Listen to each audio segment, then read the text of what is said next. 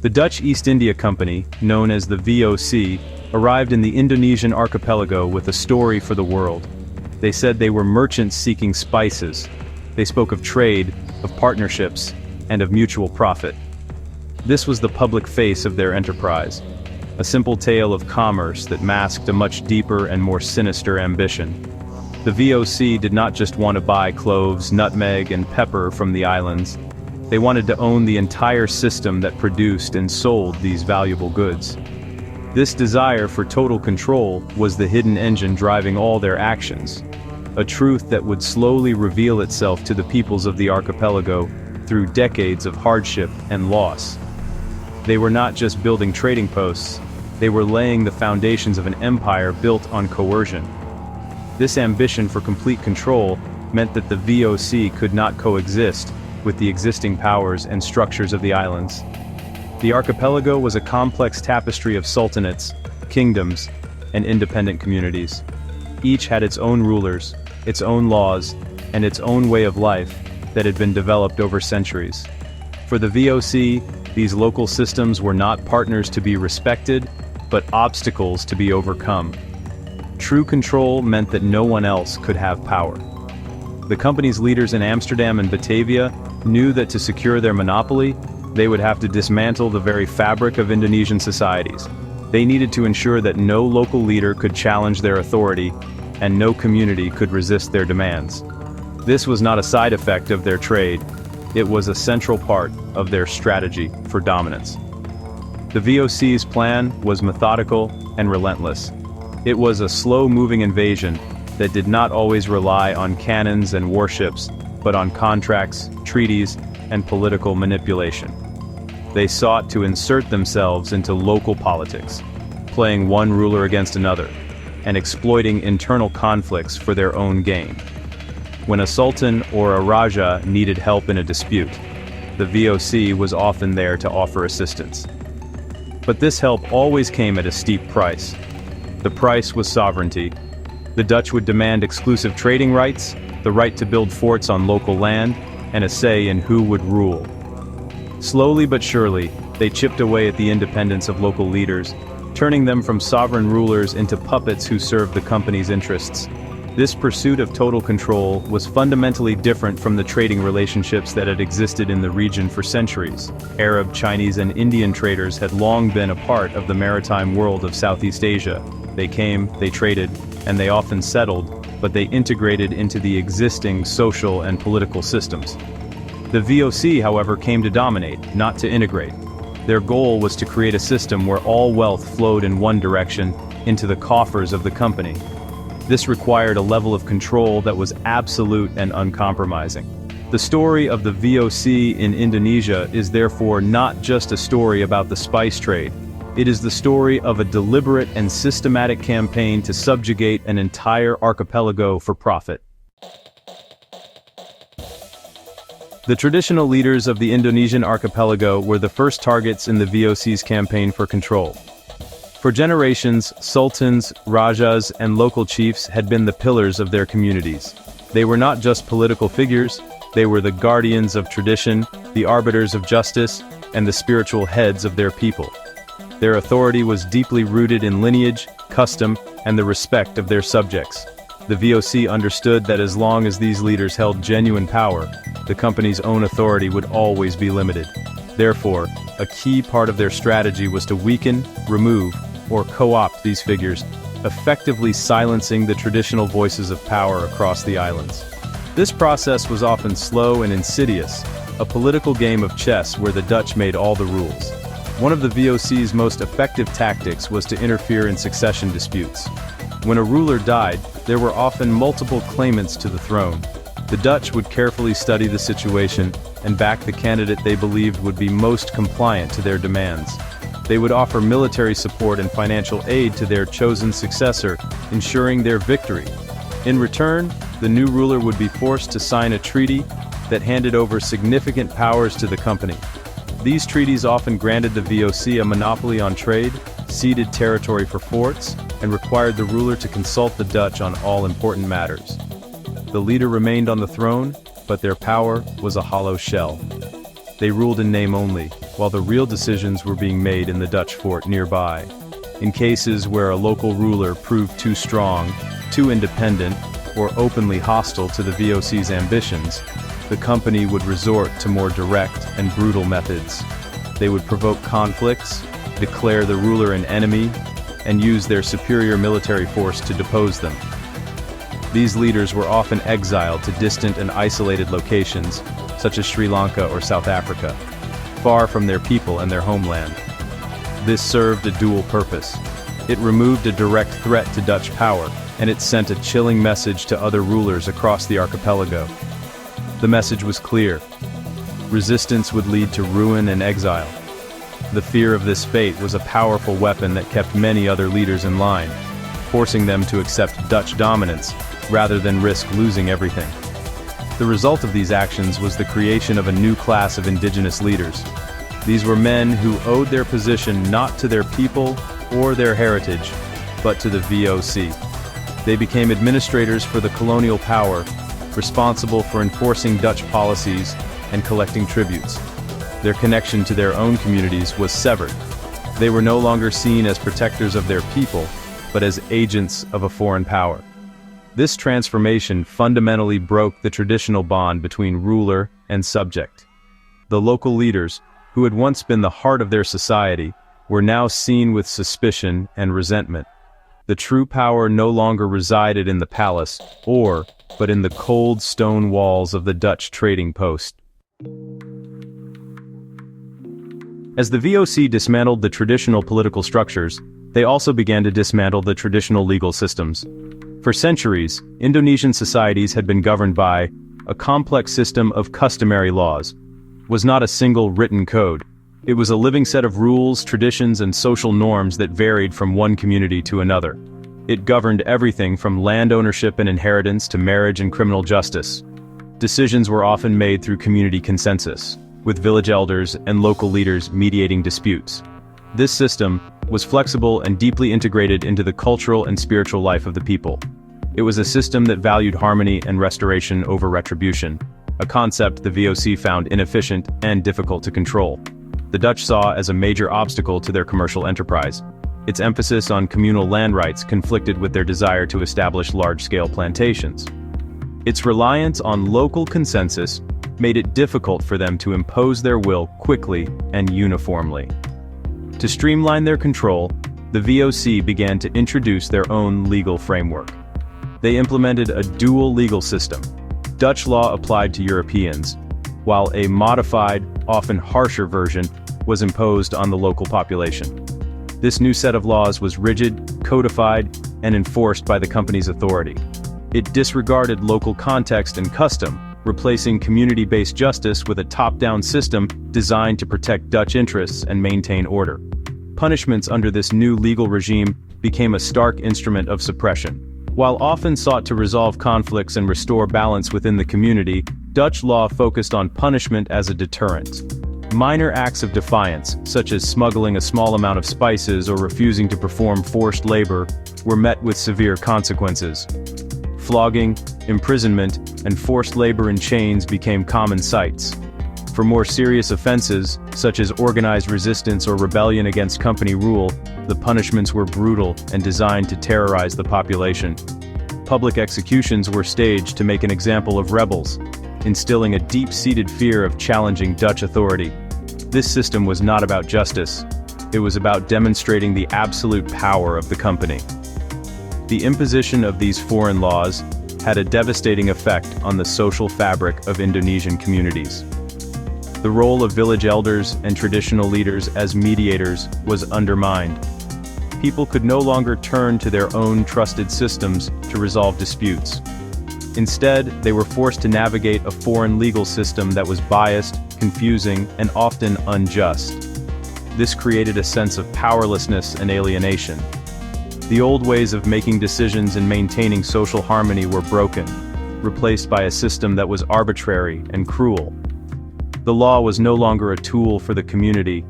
It had become a weapon used against them, another layer of the control the VOC exerted over every aspect of their lives. The VOC's quest for control extended beyond high-level politics and law. It reached down into the very organization of daily life. The Dutch were obsessed with order, efficiency, and predictability, concepts that were often at odds with the more fluid and organic rhythms of Indonesian societies. They sought to reshape the social and economic landscape to better serve their commercial needs. This meant reorganizing labor, controlling the movement of people, and transforming the very way land was used and perceived.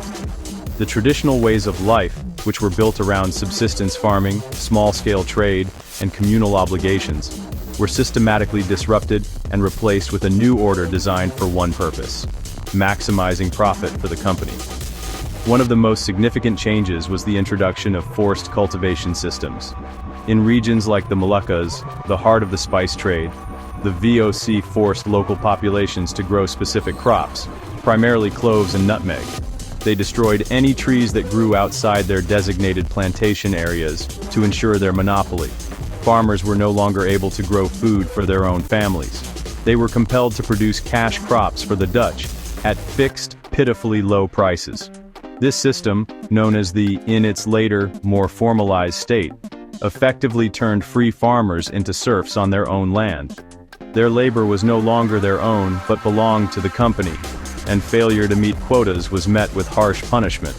The Dutch also sought to control the movement of people. Traditional societies in the archipelago were often highly mobile, with people traveling for trade, marriage, or to find new land. The VOC viewed this mobility as a threat to their control. They needed a stationary workforce that could be easily managed and taxed. To achieve this, they implemented policies that restricted travel between villages and islands. They introduced passes and checkpoints, monitoring the movement of the local population. In some areas, entire communities were forcibly relocated to be closer to plantations or Dutch administrative centers.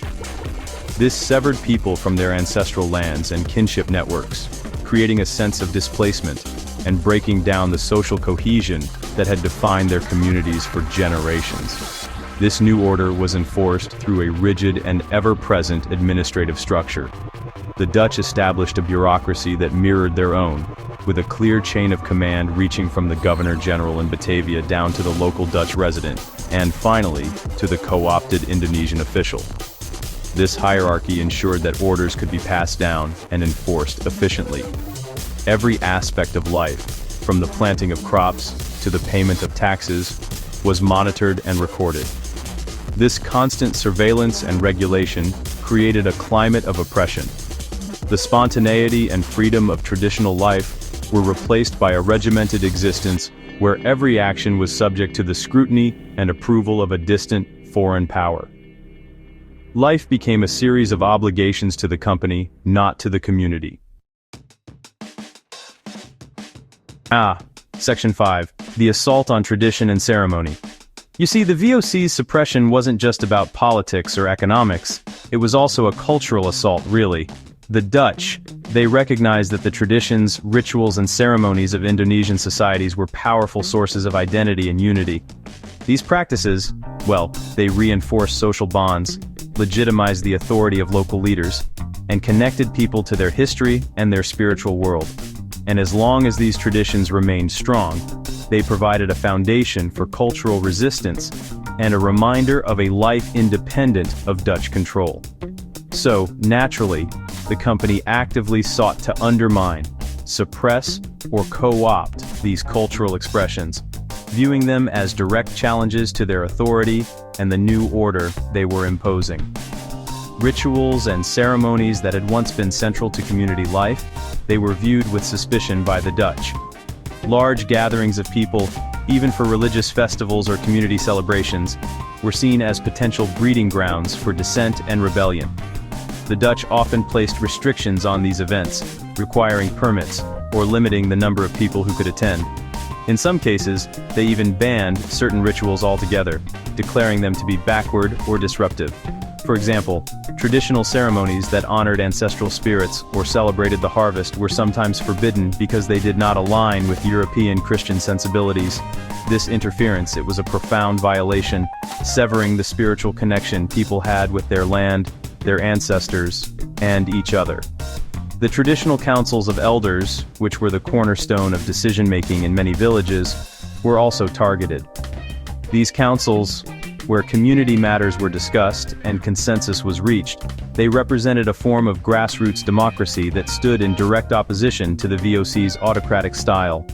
The Dutch systematically bypassed these councils, rendering them irrelevant. Decisions were no longer made through collective deliberation, but were handed down as decrees from the local Dutch administrator or their appointed Indonesian official. This not only stripped the community of its agency, but also eroded the respect and authority of the elders. The wisdom and experience that had guided communities for generations were cast aside in favor of a rigid, top-down command structure. Even the royal court of a sultan or king, which was the cultural and spiritual heart of a kingdom, it was not immune. The Dutch sought to control the ceremonies and rituals within the palace itself. They would often insist on being present at important court events, their presence a constant reminder of who held the real power. They manipulated court etiquette and protocol to elevate the status of Dutch officials above that of local nobility. This was a form of psychological warfare, designed to humiliate the traditional elite and demonstrate to everyone that the old order had been broken. The vibrant cultural life that had once emanated from the palace was slowly stifled, replaced by a hollow performance conducted under the watchful eye of the colonial master. The VOC understood that the most effective form of control was not just physical, but mental. To truly secure their position, they needed to influence how people thought, what they believed, and how they communicated. This meant waging a subtle but persistent war on the cultural and intellectual landscape of the archipelago. Religion and language became two of the most important battlefields in this campaign. By promoting their own religion and language, the Dutch sought to create a new elite that was culturally aligned with them, and to marginalize the traditional belief systems and languages that formed the bedrock of indigenous identity. It was really a strategy aimed at colonizing the mind itself. Religion was a powerful tool in this endeavor. While the VOC's primary motive was profit, not proselytism, they saw the strategic advantage of spreading Christianity. In areas where they had firm control, particularly in the Moluccas and parts of Sulawesi, Dutch missionaries were encouraged to convert the local population. Christianity was presented as the religion of the powerful and the modern. Conversion often brought tangible benefits, such as access to education or positions in the lower levels of the colonial administration. This created a division within communities, pitting Christian converts against their neighbors, who held on to their traditional animist beliefs or their Islamic faith. This divide and rule tactic weakened social solidarity and made it easier for the Dutch to maintain control. The Dutch also actively suppressed other religions, particularly Islam, which they saw as a powerful, unifying force that could inspire organized resistance. While they rarely attempted to ban Islam outright, as it was too deeply entrenched, they placed many restrictions on its practice. They monitored the activities of Islamic scholars and preachers, viewing them with deep suspicion. They made it difficult for people to make the pilgrimage to Mecca, the Hajj, fearing that pilgrims would return with radical ideas from the wider Islamic world. By controlling and limiting the expression of Islam, the VOC hoped to curtail its potential as a political force and prevent it from becoming a rallying point for anti-colonial sentiment. Language was another critical front in this cultural war. The Dutch language was established as the language of power, administration, and opportunity. While only a very small elite ever became fluent, its status sent a clear message. Local languages were inferior. The Dutch made little effort to learn or use the hundreds of languages spoken across the archipelago, except for a simplified form of Malay that they used for basic administration. This linguistic arrogance created a barrier between the rulers and the ruled. It meant that to deal with the colonial authorities, people had to rely on interpreters or the few locals who had learned some Dutch, further reinforcing their dependence on a system they could not fully understand or participate in. Traditional oral histories, poems, and stories, which were preserved in local languages, began to lose their value in this new world. Education, which should be a tool for liberation, was reshaped by the VOC into an instrument of control. The Dutch had little interest in providing mass education for the Indonesian population. Their goal was not to uplift the general populace, but to create a small, loyal class of local administrators who could help them run their colonial enterprise. The educational system they established was therefore extremely limited and highly exclusive. It was designed to produce clerks, interpreters, and low-level officials, not independent thinkers. The curriculum was carefully crafted to instill loyalty to the Dutch and to promote European culture as superior. The schools established by the Dutch were few and far between, and access was generally restricted to the children of the co-opted elite and Christian converts. For the vast majority of Indonesian children, formal education remained completely out of reach. The purpose of these schools was explicit: to train a cadre of indigenous intermediaries who would be more Dutch than Indonesian in their outlook. The lessons focused on teaching the Dutch language, European history, and arithmetic. There was little to no room in the curriculum for Indonesian history, local culture, or traditional knowledge. The goal was to alienate these students from their own heritage and reorient their loyalties toward their colonial masters. The content of the education provided was a form of indoctrination. Students were taught a version of history that glorified the arrival of the Europeans and portrayed the Dutch as bringing civilization and order to a backward land. They learned about the geography of the Netherlands but remained ignorant of the diverse cultures within their own archipelago. This curriculum was designed to create a sense of cultural inferiority. It taught students to admire all things Dutch and to look down upon their own traditions and people. The graduates of these schools often found themselves caught between two worlds, not fully accepted by the Dutch but alienated from their own communities. This limited and biased educational system had a profound and lasting impact. It created a small, Western-educated elite that was disconnected from the masses. This internal division within Indonesian society would have long-term consequences even after independence. Furthermore, by denying education to the vast majority, the Dutch ensured that the population remained largely illiterate and unable to access information or ideas that might challenge colonial rule. The suppression of traditional forms of knowledge, which had been passed down orally through generations, was another consequence. The Dutch school system devalued this wisdom, contributing to its gradual erosion. Education became another wall separating people from their own identity and power. The cumulative effect of the VOC's policies was the creation of a society gripped by a pervasive and paralyzing fear. This fear was not just of physical violence, although that was a constant threat. It was a deeper, more insidious fear that seeped into the fabric of everyday life. Fear of speaking out against an injustice. Fear of practicing a forbidden ritual. Fear of being caught trying to make a small profit outside the company system. The Dutch had systematically dismantled the traditional sources of security and community, leaving individuals isolated and vulnerable. This atmosphere of fear was the ultimate tool of control, ensuring compliance where overt force was not being applied. The constant surveillance was a key source of this fear. People knew they were being watched. The local leader, once a protector, was now often an informant for the Dutch. Neighbors might report on each other to gain some small favor or to avoid punishment themselves. The company's network of spies and officials meant that even private conversations could be dangerous. This culture of suspicion eroded trust, the essential glue that holds a community together.